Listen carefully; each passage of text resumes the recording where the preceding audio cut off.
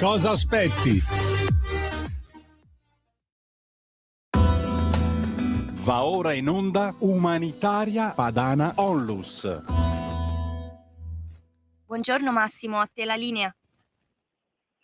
Grazie alla regia, grazie Natalia, sempre gentile.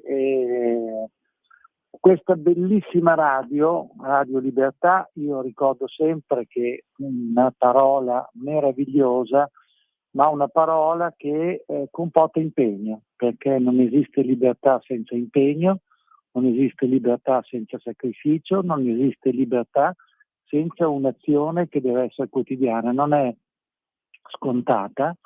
Certo, noi godiamo di una libertà frutto di un'eredità, non tutti abbiamo un'eredità dai nostri genitori, dai nostri popoli, dalla nostra storia, ma per mantenerla c'è bisogno del nostro sforzo. L'Umanitaria Padana è una azione di cooperazione nazionale e di cooperazione internazionale, è un ODV che opera nel mondo dal 99, quindi con la nostra grande Sara Fumagalli che ha portato aiuti in mezzo mondo e ha riportato delle ferite di guerra, nel senso che ha riportato alcune malattie importanti. Io vorrei oggi parlare dall'inizio, dire dove vanno a finire i vostri soldi, perché noi chiediamo il 5 per 1000, rendicontiamo quello che facciamo, non abbiamo spese di rappresentanza, non abbiamo spese di segreterie particolari, non abbiamo spese che non siano quelle di dare gli aiuti che qualche volta possono essere di piccole entità ma che possono avere una grande risonanza. Per esempio quello che noi facciamo nel Pakistan,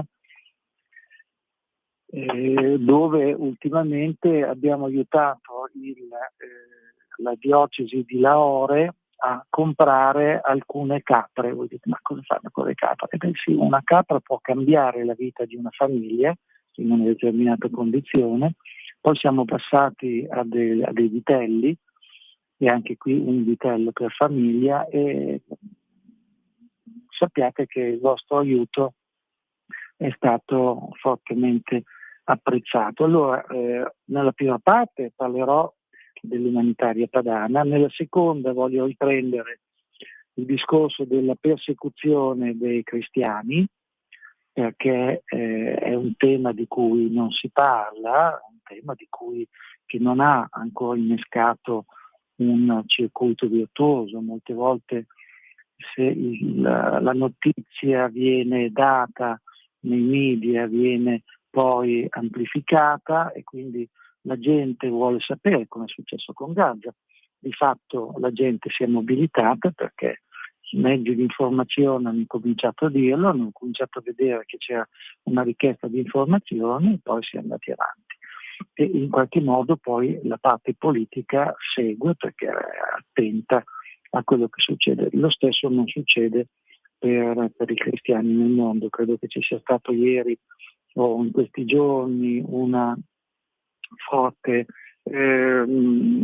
concertazione in Parlamento, se ne è parlato con Mobin. Mobin è stato ospite di questa trasmissione, il professor Mobin, il professore insegna filosofia di origine pakistana, cristiano, e con cui si sono combattute molte battaglie. Quindi la seconda parte sarà questa. Nella terza parte vorrei parlare delle dipendenze. Noi siamo spesso occupati delle dipendenze. È tornato di attualità il tema della dipendenza o di come comportarci nei confronti dei social dei minori.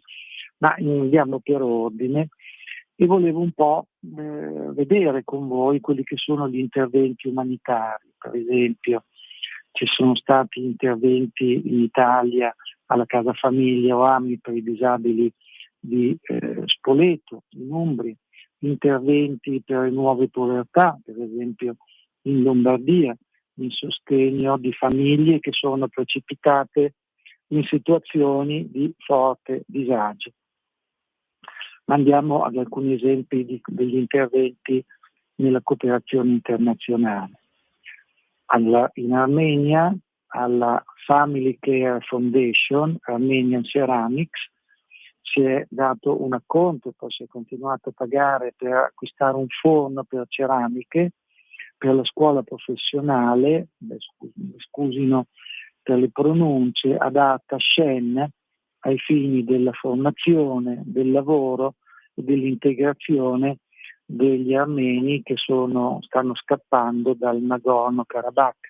Anche lì una tragedia umanitaria di cui però si è perso traccia. Nella Bosnia e Erzegovina una missione operativa, spesso Sara e altri vanno personalmente a portare degli aiuti con i furgoncini. Gli aiuti sono fatti per il convento carmelitano Gesù Bambino di Praga a Listani, quindi sono state fatte per poter dare la possibilità di poter accogliere persone e per poter mettere in sicurezza anche il convento. Poi anche sempre in Bosnia e Erzegovina il cancello della chiesa San Giovanni a Stivor e per la creazione di un nuovo parlatorio nel convento carmelitano di Stup a Sarajevo. Anche qui sono stati fatti sempre a Sarajevo per poter fare degli oratori. Sono stati donati 9 quintali di beni umanitari all'associazione Le Mani di Maria della parrocchia di Medjugorje per diverse opere di carità in Bosnia e Erzegovina, e la consegna diretta anche recentemente di attrezzature per disabili all'Istituto Invalidi di Pazaric e Kovic. Poi sono stati donati dei materiali ospedalieri usati, tra cui un ecografo, all'ospedale di, scusate sempre la pronuncia, Cacani, e biancherie casalinghi a Listani e Stup. Nel Congo, ai missionari camboniani del Sacro Cuore di Gesù, si sta finanziando la costruzione di una cappella e di un oratorio. In Costa d'Avorio, ai frati minori cappuccini, un acconto per una costruzione di un allevamento di polli, un piccolo allevamento di polli nella missione. In Etiopia, al vicariato apostolico di Soddo, si sta aiutando a costruire 3 pozzi d'acqua in villaggi montani e per acquistare degli arredi per una scuola sempre a Soddo, e questi interventi sono stati fatti in memoria di Margherita e Dino Pericoli. Nel Ghana, alle suore oblate dello Spirito Santo sono state aiutate per acquistare un terreno per delle piccole coltivazioni affinché la missione si potesse autosostenere. Ad Haiti, dove sono uno dei posti più pericolosi del mondo, alle piccole sorelle del Vangelo stiamo aiutando per acquistare per la scuola di Kai Cal, un quartiere poverissimo di Port-au-Prince. Nel Kenya, alle serve del Sacro Cuore di Gesù e dei poveri, si è fatto un laboratorio informatico nella scuola di Subukia del San Germo Secondary School. Nel Pakistan, ai missionari oblati di Maria Immacolata Lahore si stanno sostenendo 13 famiglie cristiane della fabbrica di mattoni. La fabbrica di mattoni è un esempio di fatto di schiavitù. Questi bambini che erano, queste famiglie che fanno mattoni, e voi calcolate che questi mattoni vengono messi sottoterra con sopra delle coperture. Ecco bene, c'è un video di un operatore che è andato, mentre i bambini, quando sono arrivati Sara e l'altra, gli hanno fatto una grandissima festa, perché poi alla fine sono bambini che in condizioni così riescono ad essere forse più felici dei nostri, che praticamente hanno tutto. Ecco, l'operatore è andato con le scarpe sopra questi forni, con le scarpe, aveva delle scarpe che si sono attaccate, quindi era del suolo di plastica. I bambini ci camminavano sopra piedi scalzi, questo per dire il livello di povertà, e la morte di alcuni di questi genitori ha portato poi questi bambini, di fatto queste famiglie, a contrarre dei debiti che di fatto li legavano in condizioni di schiavitù al proprietario. Ecco, sono stati poi riscattati. Poi sempre in Pakistan ci sono 40 ragazze cristiane povere che con le loro famiglie e hanno delle borse di studio, e queste ragazze studiano e quindi sfuggono a un destino che è quello di molto spesso di essere date in sposa, quando non vengono date in sposa, accettate, vengono convertite, violentate, quindi poi devono essere sposate per forza. Quindi queste borse di studio, una di queste ragazze è una ragazza particolarmente intelligente che ha completato il suo ciclo di studi ed è stata poi assunta alla NASA, questo per dire il livello delle possibilità che possono avere delle persone. E poi ci sono 9 studentesse in infermieristica. Alla diocesi, dicevamo, acquisto di bovini per l'autosostentamento di 20 famiglie cristiane povere, e potremmo andare avanti in Siria, il convento trappista di Ageir. Abbiamo acquistato degli elettrodomestici per i terremotati assistiti da padre Fadi a Latakia.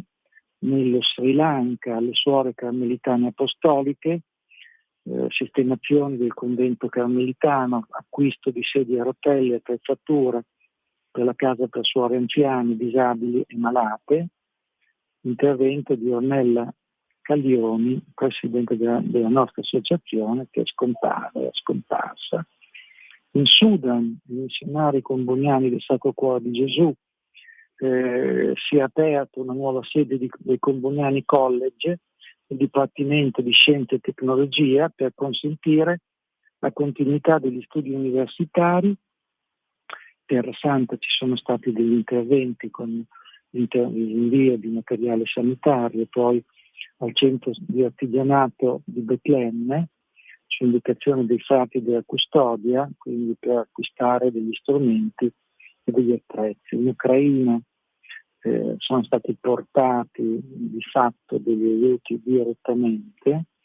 In Zambia, a Sport di Zambia, sono costruite abitazioni per i maestri elementari nel centro di formazione a Mukwaba, racconto per l'attrezzatura, per la formazione e il lavoro, per l'apicoltura e la tutela delle foreste. Quindi questo è un esempio di alcuni interventi che sono stati fatti. Il secondo argomento è quello dei paesi pericolosi per i cristiani. Non se ne parla, ma oggi praticamente un cristiano su 7 sperimenta un livello, non dico basso, ma un livello alto. Questi dati vengono da World Watch List del 2025, quindi dicevamo un cristiano su 7 sperimenta un alto livello di persecuzione e discriminazione a causa della propria fede.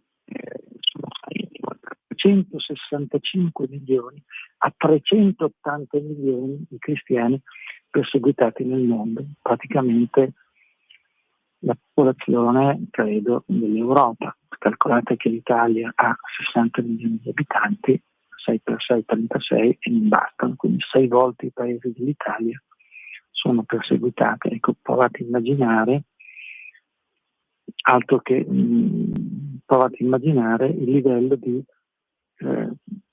persecuzioni che ci sono e la vastità. Su 100 paesi monitorati, l'escalation della persecuzione è accelerato, impressionante accelerazione negli ultimi 12 anni, con 13 paesi a livelli estremi. La Corea del Nord è da 23 anni stabile al primo posto dei paesi persecutori, quindi c'è una lista dei 50 paesi dove sono stati presentati. Sono state indagate 4 tipologie di comunità cristiane: comunità di espatriati e immigrati, chiese storiche, comunità protestanti non tradizionali e tutti gli altri gruppi di cristiani che non sono. La comunità poi, non parliamo, è anche questa colpita da morte di convertiti al cristianesimo dall'Islam, dall'induismo, che sono i più colpiti. I luoghi più pericolosi: la Corea del Nord è al primo posto. La politica di tolleranza zero per i cristiani nel Nord Corea sono 50, tra 50 e 70 mila sono non perseguitati, sono rinchiusi nei campi di lavoro forzati e che devono vivere la propria sede nel segreto, alimentando il fenomeno della Chiesa nascosta. Il rapporto parla di brutali interrogativi di fuggitivi nordcoreani rimpatriati a forza dalla Cina, che li destina a carceri, tortura, in alcuni casi alla morte. La Cina, ricordiamoci. Nelle prime 5 posizioni ci sono 4 nazioni fortemente islamiche, evidenziato dal fatto che l'oppressione islamica rimane una delle fonti principali di intolleranza anticristiana. Quindi questa è la faccia dei nostri anime belle, che pensano che tutte le religioni siano uguali. La Somalia al secondo posto, lo Yemen al terzo posto, la Libia al quarto posto e il Sudan al quinto posto. Le fonti di persecuzione, e cito il report, sono connesse a una società islamica tribale, all'estremismo attivo e all'instabilità endemica di questi paesi. La fede cristiana va vissuta nel segreto e, se scoperti, i cristiani, specie se ex musulmani, rischiano la morte. Ricordo che alcuni anni fa il nunzio apostolico che aveva per esempio l'Arabia Saudita diceva che lui non conosceva i preti o le persone dell'Arabia Saudita perché non potevano essere divulgati e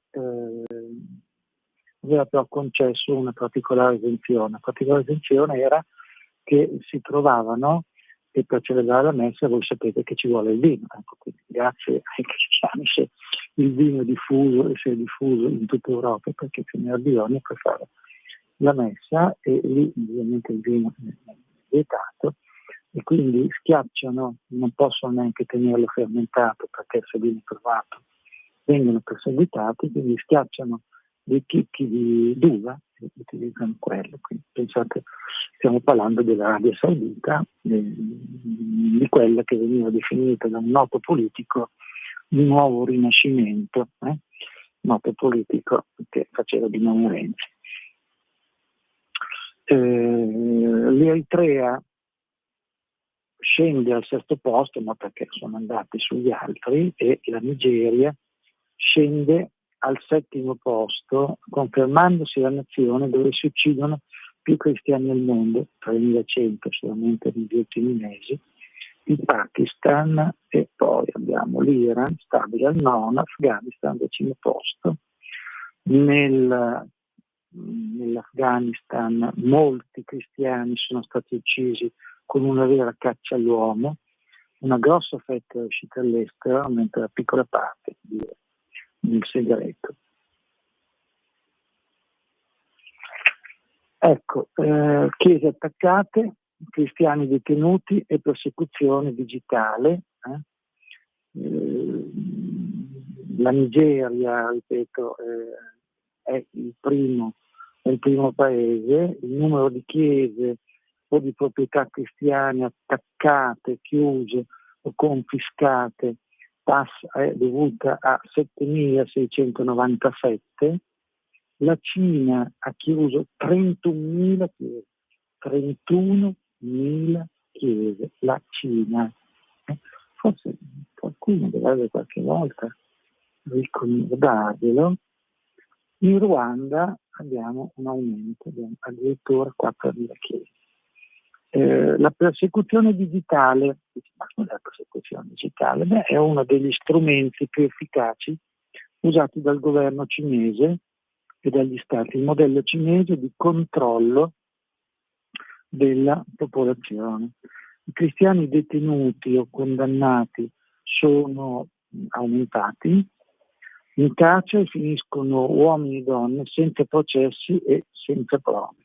L'India è il paese con i dati più preoccupanti, ne ha messo in galera 2176, abbiamo poi i rapimenti, con la Nigeria terra di riscatto, con aggressioni fisiche, attacchi a negozi e abitazioni, quindi il fenomeno della Chiesa profuga, vittime, attacchi a case che portano poi al fenomeno della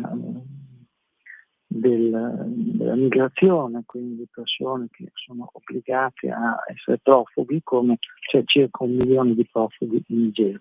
Il terzo argomento di cui volevo trattare prima è un argomento che è in continuità con l'attenzione che l'umanitaria padana dà ai valori e al fenomeno, per esempio, delle dipendenze.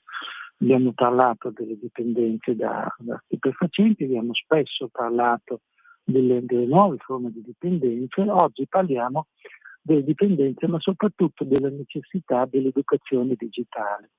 Ha fatto abbastanza rumore il provvedimento dell'Australia, ricordo agli ascoltatori che l'Australia ha appena emesso un divieto per i minori di 14 anni di accesso alle piattaforme social. Questo ha scatenato una discussione favorevoli alla legge, sfavorevoli alla legge, ma prima di tutto occorrerebbe parlare dell'educazione digitale, cioè questo strumento che è internet o i collegamenti online per quello che riguarda i minori.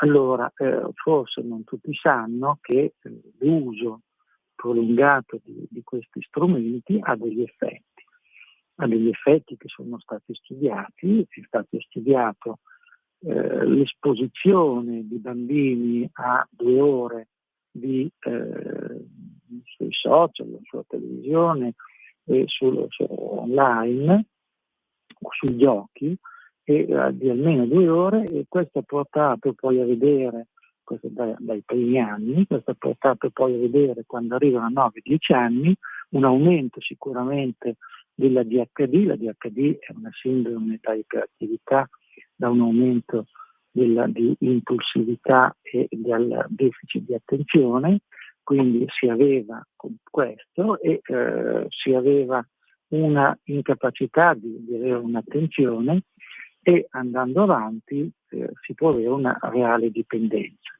I meccanismi cerebrali sono gli stessi delle altre forme di dipendenza e può arrivare a dare devo dire, e uno dice, ma come è possibile, una modificazione della sostanza cerebrale.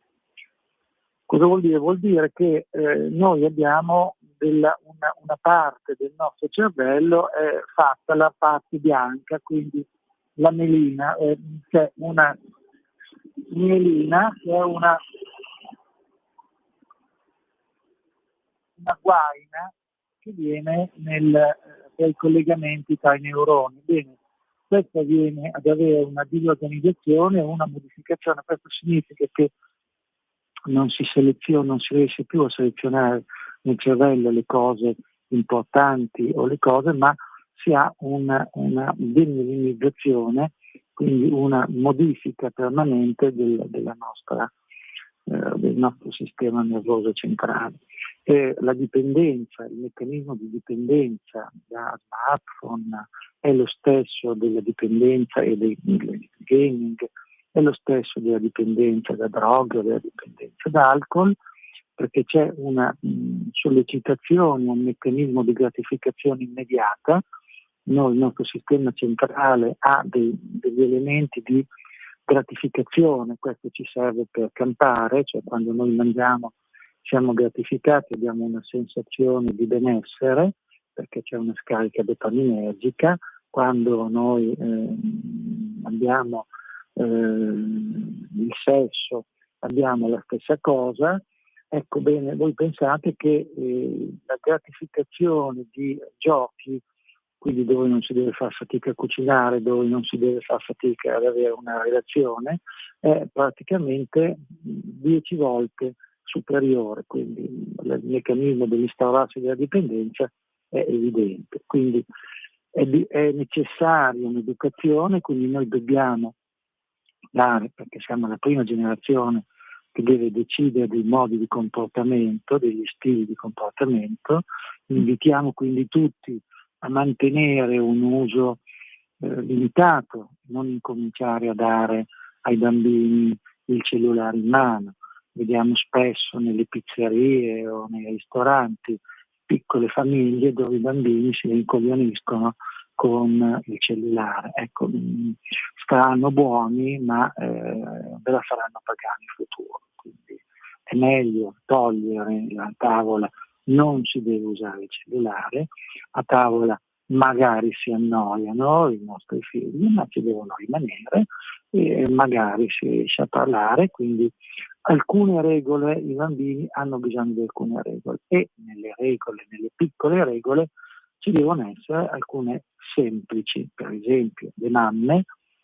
Molte mamme si vede che allattano, adesso c'è addirittura una cosa abbastanza sconvolgente, un treppiede che mettono sulla spalla e mettono il cellulare in modo da distrarre il bambino durante l'allattamento. Ecco, il momento di allattamento è il momento in cui il bambino coglie gli occhi della mamma e incomincia a stabilire una relazione.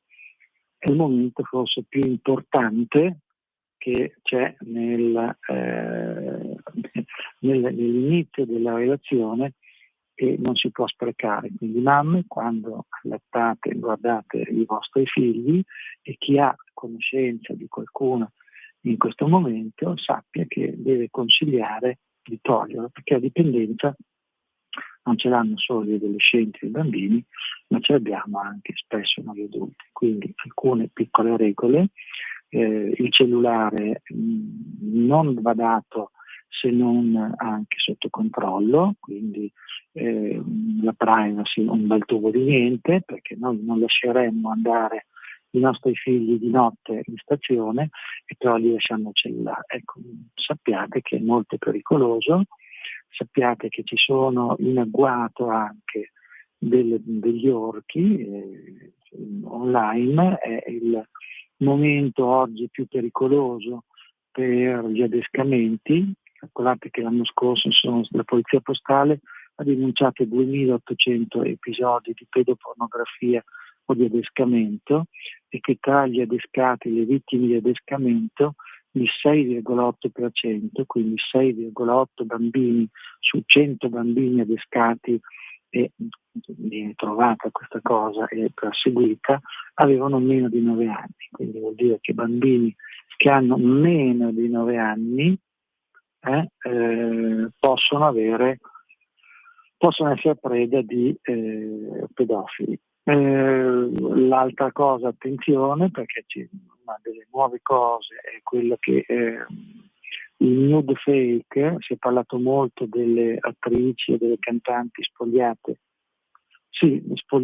dall'intelligenza artificiale. Bene, nei primi 6 mesi 3.000 bambini sono stati messi in rete spogliati, quindi non mettete le foto dei vostri bambini o dei bambini che conoscete. Un grazie alla bellissima e grandissima Radio Libertà, una buona giornata a tutti da Umanitaria Padana Onlus. Avete ascoltato Umani